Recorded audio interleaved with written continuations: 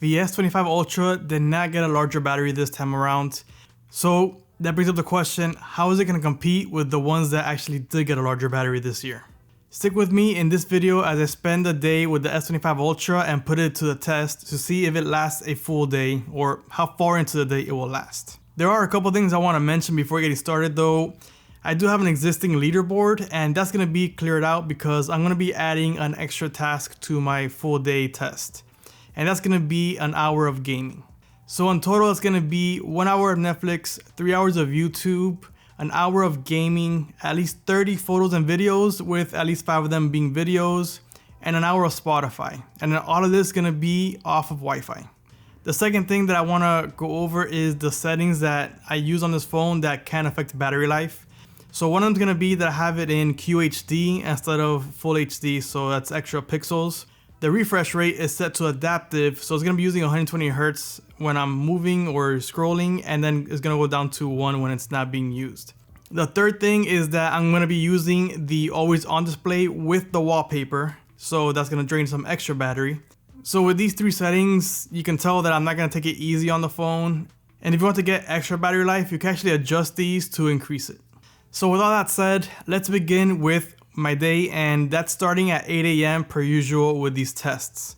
Pretty much immediately, I started watching YouTube, and around the 2-hour mark off the charger, the phone had dropped 10%. Skip ahead 4 extra hours, and we're 6 hours in, and the phone actually had dropped quite a bit. It was at 68%. It was feeling like it was dropping pretty quickly, but then again, I was using the phone pretty much non-stop, and a lot of my tasks had most of it done at this point. For gaming, I had already played 20 minutes, and I watched the 3 full hours of YouTube. And beyond that, I actually used the phone for messaging pretty much non-stop when I wasn't watching or playing the game. And in reality, this is pretty much as heavy as I will ever use a phone. Before we continue, remember that liking and subscribing will really help this channel out. And let's keep going. My next check-in is at 5 PM, which makes it the 9-hour mark for the S25 Ultra. And at this point, it's at 50% battery. It actually sounds like it's a pretty decent percentage for being 9 hours in. For some very easy math, if I were to double that, I can tell that I will make it pretty easily to the end of the day. But the issue is gonna be how much extra battery am I gonna have by the end of it. During this time, besides the constant usage of the normal phone use, I actually completed the Netflix, and I also played an extra 10 minutes of video games, which brings the total up to 30 minutes out of the hour. And the further I get into the test, the easier it is for me to tell that I'm gonna make it through the full day, which is no surprise because the S24 Ultra made it with no issues and was actually one of my top ones last year. So I really do have some high expectations for the S25 Ultra. It should at the very least be the same, but with the tasks that I run for the most part, it should actually be a bit better because it's more efficient with easy tasks. It only becomes less efficient when you start pushing the processor. Shortly after this, I was able to finish the gaming, so just 30 minutes of straight gaming to get it to the full hour. One thing I noticed while gaming though is that I was kind of hoping that it wouldn't get warm at all, but it did get a bit warm. It's still not bad because it didn't get hot whatsoever. It was actually very comfortable to hold.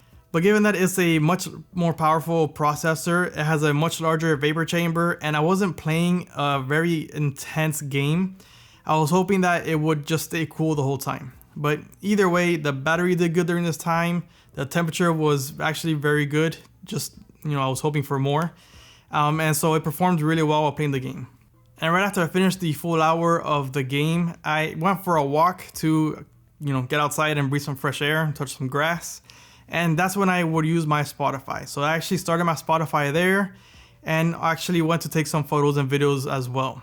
And for the camera, I actually went a bit heavier than I normally do on the video because I was recording in 4K 60 and in log, which both of those should take up more battery than just shooting in 4K 30 and in the regular mode, non-log. So together with the 1 hour Spotify and the changes that I made to the video recording, the phone had dropped 8% to 31%, and it's now 7 PM.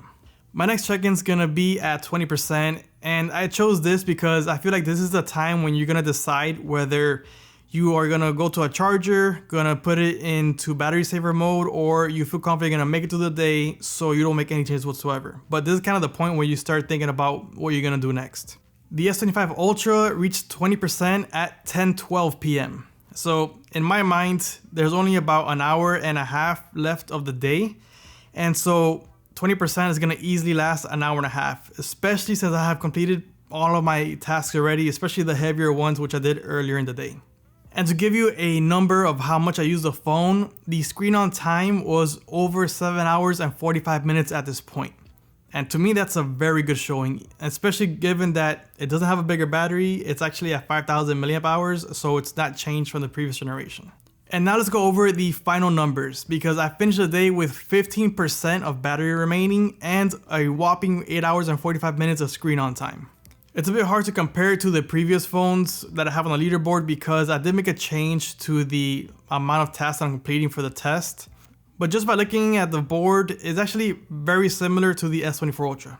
There's nothing majorly different in terms of battery life, either being worse or better. It's not much different. What I do remember is that with the S24 Ultra, even though I didn't have the hour of gaming, I actually used it for GPS, which I didn't use with the S25 Ultra. So I think that kind of balances that out. And in terms of the screen on time and battery percentage, it's actually pretty close. So my final thoughts on the performance of the S25 Ultra's battery. So I'm pretty bummed that Samsung didn't increase the battery like the other brands did. But looking at these numbers, I don't feel like it needs it. I mean, it's over 1 day's worth of battery based on how much I used it. This is basically 2 days worth of usage in my book. I think instead of having a larger capacity, I would like Samsung to actually make the battery size smaller while keeping the same capacity with the newer technology, and then just using the internal space for other things that might be more beneficial for the user. Like maybe they could reduce the battery footprint and add a larger sensor for the telephoto. That could be nice, or anything else that they might come up with that they could use the extra space for. Let me know what you think about the performance of the S25 Ultra's battery. And if you can choose the next upgrade for the S25 Ultra or the X26 Ultra, what would it be? Thanks for watching. I'll see you in the next one.